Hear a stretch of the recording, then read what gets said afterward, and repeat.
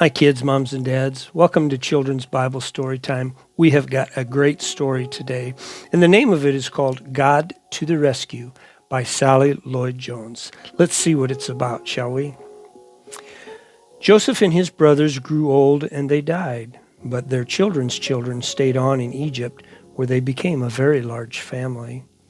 Later on, a new king began to rule, but this Pharaoh didn't remember Joseph, and he didn't like God's people. He made them into his slaves. He beat them and made them work harder and harder.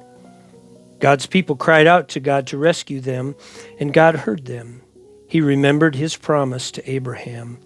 He would look after his people. He would find a way to set them free. One day Moses was looking after his sheep when something caught his eye.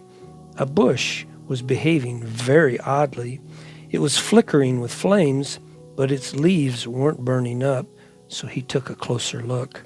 "Moses!" boomed a big voice. Moses leaped back. The brush was talking to him.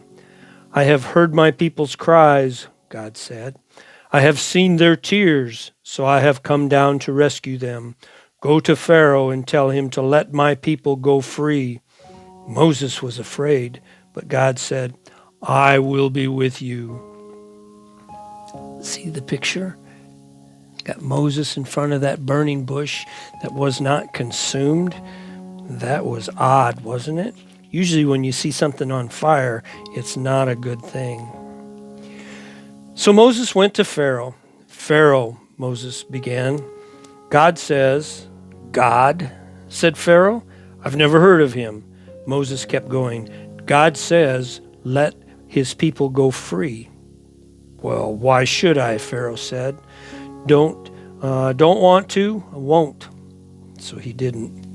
So God gave Pharaoh 10 warnings called plagues. First, God turned the river Nile into blood. No one could drink the water, but still Pharaoh wouldn't let his people go. So God made frogs come hopping and leaping and jumping.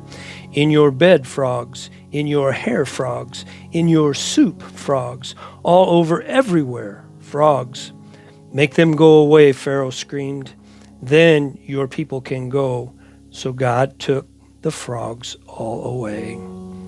But Pharaoh changed his mind. Now he says, "You can't go." Then God sent zillions of gnats.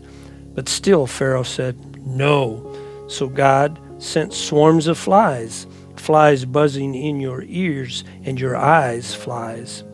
After that, sickness, horrible boils, a huge hailstones, a storm of locusts, then darkness when it should have been daylight, until it seemed that the whole world, creation, and everything was coming undone, falling back into darkness and emptiness and into nothingness. See the frogs and the flies and the lice? God sent 10 plagues to Pharaoh to help him to make the decision to let the people go. But he wasn't ready to let them go yet, was he? God had other plans. But each time Pharaoh said, "Make it stop, and then I'll let them go."